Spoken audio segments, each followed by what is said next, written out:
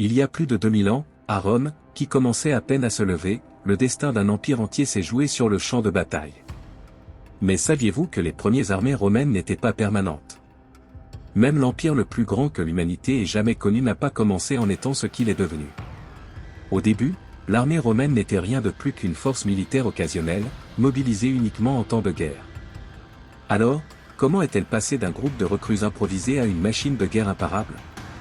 Le secret de leur succès ne résidait pas seulement dans la force brute, mais dans la discipline, la stratégie et le système qui transforma la légion romaine en la colonne vertébrale de l'empire.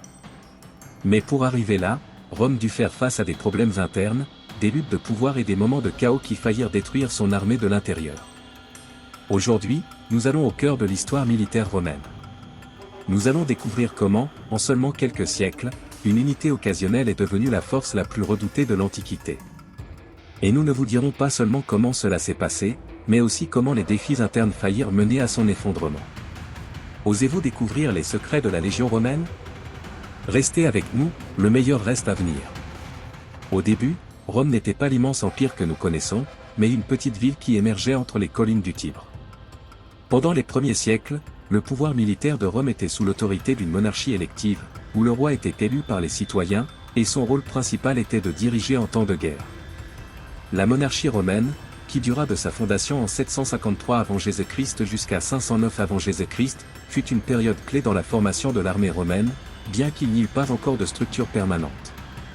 L'armée à cette époque était une armée occasionnelle, formée seulement lorsque nécessaire, surtout en temps d'invasion ou d'expansion.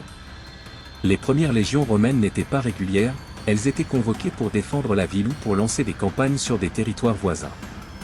Le terme « légion », qui vient du latin « legio », signifiant « rassembler » ou « choisir », reflète cette approche. Plutôt qu'une armée professionnelle et permanente, Rome rassemblait ses citoyens en unités militaires au fur et à mesure des besoins. Les Romains n'avaient pas encore développé d'armée fixe, leur armée était en grande partie une réponse aux menaces immédiates. Il est important de souligner qu'il ne s'agissait pas d'une armée de soldats à temps plein, mais que ses membres étaient, pour la plupart, des citoyens de Rome qui s'engageaient uniquement pendant les guerres. Le roi romain, en tant que chef militaire, était responsable de la direction de ses forces, et les décisions sur le moment de se mobiliser et sur la manière d'organiser la défense de la ville relevaient de son mandat. L'armée était avant tout un outil de protection, et son existence était davantage centrée sur la survie de la jeune Rome que sur l'expansion de son territoire. Malgré ces limitations, ces premières armées furent essentielles pour poser les bases de ce qui allait devenir la future machine de guerre de Rome. Ce fut dans ces premiers moments, lors des guerres contre les peuples voisins, que Rome commença à former l'identité de ses légions, créant une structure qui serait perfectionnée au cours des siècles suivants. À mesure que Rome commençait à s'étendre, les besoins de l'armée changèrent radicalement. Pendant les premières années, les légions étaient formées seulement lorsque nécessaire, mais au fil du temps, les guerres devinrent plus fréquentes et les menaces aux frontières romaines se multiplièrent. Ce fut alors qu'au IVe siècle avant Jésus-Christ, Rome franchit un pas crucial pour transformer son armée en une force professionnelle. Le service militaire obligatoire fut instauré. Ce changement transforma complètement la structure militaire de Rome. À partir de ce moment-là, tous les hommes romains de certains âges devaient servir dans l'armée, quel que soit leur statut social ou s'ils possédaient des terres. Le service militaire n'était plus une option pour les citoyens romains, mais une obligation légale, ce qui garantissait que Rome est une force militaire permanente. Ce changement augmenta non seulement le nombre de soldats disponibles, mais transforma également la légion romaine en une unité beaucoup plus organisée et disciplinée. Les recrues étaient formées de manière systématique, et on leur enseignait des tactiques de combat et la construction des formations qui deviendraient la clé des victoires romaines. Grâce au service militaire obligatoire, Rome commença à recruter en masse, non seulement parmi ses élites, mais aussi parmi les classes inférieures. Les soldats étaient formés pour combattre en unité, ce qui signifiait que la structure de la légion devint encore plus efficace. De plus, les recrues n'étaient pas seulement des soldats, mais elles faisaient partie d'une machine logistique qui fournissait aux légions des approvisionnements et du matériel pour les longues campagnes. Ce système, bien que rudimentaire au début, donna à Rome un avantage crucial. Non seulement ils avaient une armée constante, mais ils la formaient aussi avec une structure hiérarchique et professionnelle jamais vue dans le monde antique. En quelques années, Rome passerait d'un armée occasionnelle à posséder l'une des forces les plus puissantes et efficaces du monde. Malgré l'efficacité et l'organisation qui caractérisaient les légions romaines, tout n'était pas toujours parfait au sein de leur rang. Comme dans toute armée, les Romains ont également affronté des défis internes qui ont menacé de déstabiliser leurs forces militaires. L'un des problèmes les plus fréquents était la désertion. Bien que les soldats romains soient entraînés et disciplinés, ils ne pouvaient pas toujours supporter la dureté de la vie militaire. Les longues campagnes, les conditions de vie difficiles et les tensions au sein des légions ont conduit de nombreux soldats à abandonner l'armée. De plus, le manque de paiement régulier et les promesses non tenues par le gouvernement romain étaient des facteurs de frustration parmi les troupes. Un autre défi majeur était les révoltes au sein des légions elles-mêmes. Bien que la loyauté fût une valeur fondamentale, tous les soldats ne partageaient pas le même engagement envers la cause romaine. Parfois, les divergences entre soldats et officiers, ou les tensions sociales au sein de l'armée, aboutissaient à des conflits internes. L'une des révoltes les plus notoires fut celle des légions sous le règne de l'empereur Tibère, lorsque certaines de ses troupes se rebellèrent en raison du non-respect de leurs droits.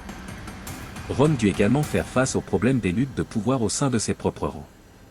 À mesure que les légions se développaient et devenaient plus professionnelles, certains officiers ambitieux cherchaient à obtenir les faveurs des troupes pour avancer dans leur carrière militaire, ce qui générait rivalité et tensions au sein des unités. Parfois, cela entraînait des troubles qui obligeaient les empereurs à intervenir pour rétablir l'ordre. Malgré ces problèmes, Rome réussit à gérer les crises internes grâce à une discipline stricte et à des mesures visant à maintenir la moralité. Les généraux romains, comme Jules César, comprenaient qu'il était crucial de maintenir une armée unie, c'est pourquoi ils prenaient des mesures pour assurer la loyauté de leurs troupes, comme augmenter les salaires ou garantir que les légions reçoivent des récompenses après les victoires. Ces défis internes, bien qu'ils aient été difficiles, furent également un facteur clé qui permit à Rome d'apprendre et de s'adapter, faisant de ces légions une force encore plus redoutable au fil du temps. La légion romaine n'était pas une masse homogène de soldats, mais une unité militaire méticuleusement structurée. Chaque légion était organisée en différents groupes de soldats ayant des fonctions spécifiques. L'efficacité de ce système d'organisation fut l'un des facteurs clés qui permirent à Rome de vaincre des armées bien plus grandes et organisées. Au cœur de la légion se trouvait son système de 3 lignes d'infanterie, les Astati, les Principes et les Triarii. Chacune de ces unités avait un but et une fonction particulière dans la bataille, et leur disposition sur le champ de bataille était soigneusement pensée pour tirer parti de leurs compétences. Les Astati, les soldats les plus jeunes et les moins expérimentés, formaient la première ligne. Ces soldats n'étaient pas aussi protégés que les autres, mais leur agilité et leur bravoure leur permettaient d'agir rapidement. Armés de lanciers courts et de boucliers carrés, leur principale fonction était de faire face à l'ennemi directement, de donner le premier assaut et, si nécessaire, de se retirer rapidement pour permettre au groupe suivant de prendre le relais. Derrière eux se trouvaient les Principes, des soldats plus expérimentés qui portaient de meilleures armures et des armes plus lourdes, comme des javelots. Les Principes étaient la colonne vertébrale de l'armée romaine, capable de soutenir une bataille prolongée et de s'adapter aux circonstances changeantes de la guerre. Si les Astati se retiraient, les Principes prenaient le contrôle de la bataille, affrontant les forces ennemies avec plus de force et de résistance.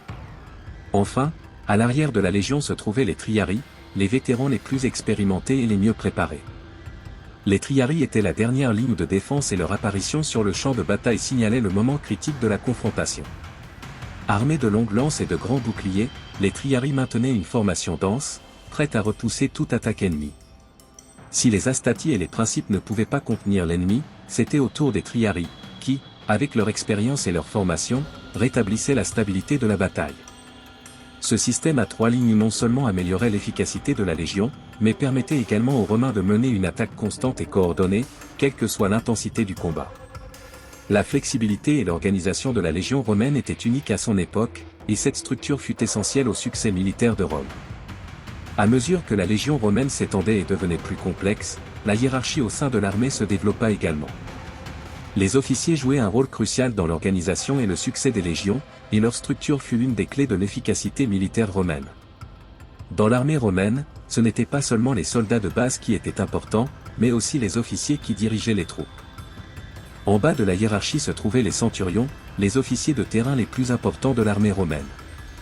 Chaque centurion était responsable d'une centurie, une unité composée de 60 à 100 soldats. Les centurions étaient connus pour leur expérience au combat et leur capacité à maintenir la discipline au sein des rangs. Contrairement aux officiers dans d'autres armées, les centurions étaient des hommes d'action, avec des années d'expérience sur le champ de bataille. Beaucoup d'entre eux sont montés en grade après une longue carrière de soldats, ce qui leur donnait une connaissance approfondie du terrain et du moral de leurs troupes. Malgré leur rang relativement bas dans la hiérarchie, les centurions étaient essentiels au succès des légions. Pendant les batailles, c'étaient eux qui dirigeaient les formations et s'assuraient que les ordres étaient exécutés à la lettre. En temps de paix, les centurions supervisaient l'entraînement et le quotidien des soldats. Les centurions étaient également connus pour leur méthode stricte, mais efficace, pour maintenir l'ordre, garantissant ainsi que la légion restait dans des conditions optimales de combat. Au-dessus des centurions se trouvaient les officiers supérieurs, tels que les tribuns, qui avaient une fonction plus administrative et politique. Les tribuns étaient généralement de jeunes hommes issus de l'aristocratie romaine qui servaient dans la légion dans le cadre de leur carrière politique. Bien qu'ils n'étaient pas toujours expérimentés au combat, ils jouaient un rôle important dans l'organisation et les décisions stratégiques de l'armée. Au sommet de la hiérarchie militaire romaine se trouvait le légat ou légat d'Auguste, qui était le commandant principal d'une légion. Le légat était une figure de grand prestige, désigné par l'empereur, et avait la responsabilité non seulement de diriger les légions au combat, mais aussi de superviser les opérations militaires dans la province sous son commandement. Souvent, le légat agissait également en tant que gouverneur de la région, combinant le pouvoir militaire et civil, ce qui lui conférait une grande influence tant dans l'armée que dans la politique romaine. Cette structure hiérarchique, des centurions au légat, garantissait que chaque unité de la légion soit dirigée par des hommes expérimentés, responsables et bien préparés, ce qui fit de l'armée romaine l'une des forces les plus efficaces et les plus craintes de l'histoire. La clé du succès militaire de Rome ne résidait pas seulement dans le nombre de ses légions, mais aussi dans sa capacité à exécuter des tactiques de combat avancées. Les légions romaines étaient connues pour leur organisation méticuleuse et leur préparation stratégique, ce qui leur permettait de gagner des batailles, même contre des armées beaucoup plus grandes. Une des tactiques les plus célèbres des légions romaines était la formation en testudo, ou formation en tortue. Cette tactique était principalement utilisée dans les batailles où l'armée romaine faisait face à une pluie de projectiles, tels que des flèches ou des pierres. Les soldats s'alignaient côte à côte, leurs boucliers formant un mur solide devant et au-dessus d'eux, protégeant ainsi toute l'unité. Cette formation non seulement protégeait les soldats, mais leur permettait aussi d'avancer sans perdre leur ordre, ce qui leur donnait un avantage crucial sur le champ de bataille.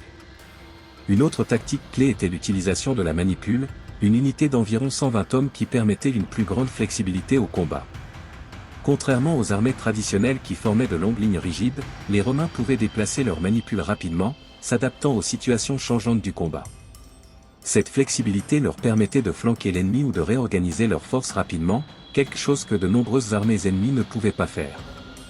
Les Romains se distinguaient également par leurs préparatifs méticuleux avant les batailles.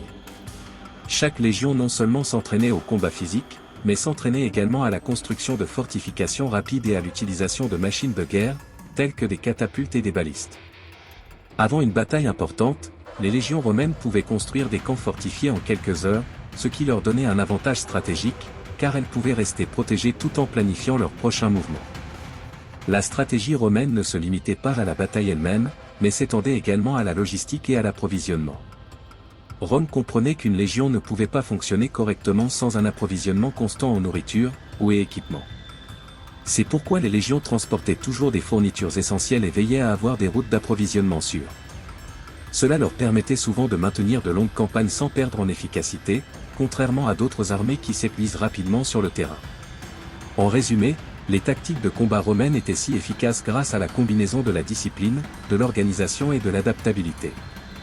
Chaque soldat romain savait exactement quoi faire sur le champ de bataille, et les formations et stratégies étaient conçues pour maximiser leur efficacité et réduire les risques.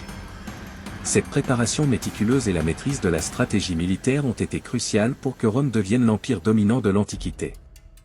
En plus des soldats des légions, les officiers supérieurs étaient essentiels à la structure et au succès de la machine militaire romaine. Ces officiers ne se contentaient pas de commander sur le champ de bataille, mais jouaient également un rôle crucial dans la politique et l'administration de l'Empire romain. Au sommet de la hiérarchie se trouvait le légat de la Légion, un officier de haut rang désigné directement par l'empereur. Le légat ne dirigeait pas seulement la Légion en combat, mais était également responsable des opérations dans la province où il était affecté. Ce poste combinait des responsabilités militaires et civiles, ce qui conférait au légat un pouvoir immense tant en guerre que dans l'administration des territoires conquis. Le tribun Laticlave, membre du Sénat, était un autre officier de haut rang au sein de la Légion. Bien qu'il manquât généralement d'expérience militaire, sa principale fonction était de superviser les opérations de la Légion sous un angle plus stratégique et politique. Son rôle était un tremplin pour les jeunes aristocrates romains cherchant à faire progresser leur carrière politique, unissant le pouvoir militaire au pouvoir politique de Rome. Le tribun Augusticlave, quant à lui, provenait d'une classe sociale inférieure mais détenait néanmoins un rang militaire supérieur. Souvent, les tribuns Augusticlaves étaient des officiers expérimentés de la cavalerie ou des unités spécialisées, et leur rôle était plus technique et tactique au sein de la Légion. Ce sont eux qui supervisaient les mouvements des troupes sur le terrain et s'assuraient que les ordres étaient exécutés avec précision. Un autre poste important était celui du préfet du camp, qui non seulement supervisait les activités quotidiennes de la Légion, mais était également responsable de la construction et de l'entretien des camps militaires. Les camps romains, qui étaient rapidement construits avant et après chaque bataille, étaient essentiels pour la stratégie militaire romaine, et les préfets du camp jouaient un rôle crucial dans leur préparation. Bien que ces officiers aient une large gamme de responsabilités, ils partageaient tous une compétence commune, la capacité de diriger et de gérer efficacement les légions romaines, tant en temps de guerre qu'en temps de paix. Les officiers supérieurs étaient essentiels à la cohésion des forces romaines, veillant à ce que l'armée soit non seulement efficace sur le champ de bataille, mais aussi fonctionnelle au quotidien. À Rome, le service militaire n'était pas seulement une obligation, mais aussi un privilège. Pour les citoyens romains, servir dans l'armée leur permettait non seulement de défendre leur ville, mais aussi d'accéder à une meilleure position sociale et économique. Au début, l'armée romaine était principalement composée des citoyens les plus riches, qui servaient dans la cavalerie, et des moins fortunés, qui faisaient partie de l'infanterie.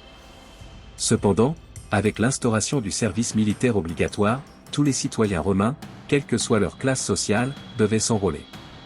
Cela a permis de changer la composition de l'armée, donnant lieu à une armée beaucoup plus inclusive et diversifiée. Bien que la plupart des soldats soient recrutés parmi les citoyens de Rome, beaucoup d'entre eux appartenaient aux classes inférieures et ne possédaient donc ni terre ni richesse. Au fur et à mesure que l'Empire s'étendait, Rome commença à récompenser ses soldats avec des terres et de l'argent, ce qui leur permettait de s'élever socialement.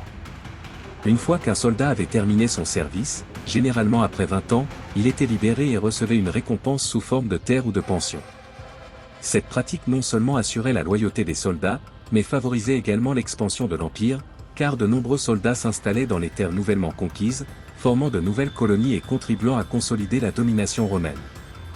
En effet, ce système de récompenses et de privilèges a non seulement aidé à renforcer l'armée, mais aussi à consolider le pouvoir de Rome dans les régions récemment conquises. Les soldats, en devenant propriétaires de terres, sont devenus une partie fondamentale de la société romaine, contribuant non seulement à l'expansion territoriale, mais aussi à la construction de l'Empire depuis ses fondations. Ainsi, le service militaire romain est devenu un moyen d'ascension sociale, d'obtention de richesses et, dans de nombreux cas, de garantir une vie meilleure après le service. Ce système unique a grandement contribué au succès durable de Rome et a consolidé la relation entre la classe militaire et la classe politique dans la Rome antique. En regardant en arrière et en analysant l'évolution de la Légion romaine, nous pouvons voir comment une série de réformes, de tactiques et de structures organisationnelles ont permis à Rome de devenir l'une des civilisations les plus puissantes de l'histoire. La Légion romaine n'était pas seulement une armée redoutable, mais elle représentait aussi le reflet d'une société organisée, disciplinée et stratégique. Depuis ses débuts en tant que force occasionnelle durant les jours de la monarchie élective, jusqu'à devenir une machine de guerre professionnelle, la Légion romaine a façonné l'avenir de l'Empire romain et laissé un héritage qui serait imité par les armées du monde entier pendant des siècles. Au fil des siècles, la flexibilité, la discipline et les tactiques des légions romaines ont évolué, permettant à Rome de conquérir des terres allant de la Bretagne à l'Égypte. Les légions n'ont pas seulement défendu l'Empire, mais ont également joué un rôle fondamental dans son expansion, assurant que Rome s'établisse comme une superpuissance mondiale. L'impact de la Légion romaine sur l'histoire militaire et sur la culture occidentale est indéniable. Les leçons d'organisation, de stratégie et de discipline sont toujours étudiées et appliquées dans les armées modernes. Mais au-delà de la guerre, l'armée romaine a laissé une marque profonde sur la façon dont les sociétés, les gouvernements et les structures de pouvoir ont été organisées. Aujourd'hui, lorsque nous pensons à la Légion romaine, nous ne voyons pas seulement une armée, mais le cœur battant d'un empire qui, à son apogée, dominait le monde connu. À quoi ressemblerait le monde aujourd'hui si Rome n'avait jamais existé? Que découvrirons-nous d'autre sur son héritage dans les prochaines vidéos? Laissez-nous votre avis dans les commentaires et partagez cette vidéo pour que davantage de personnes découvrent l'histoire fascinante de la Légion romaine. N'oubliez pas de vous abonner pour plus de contenu sur l'histoire de Rome et son impact sur le monde.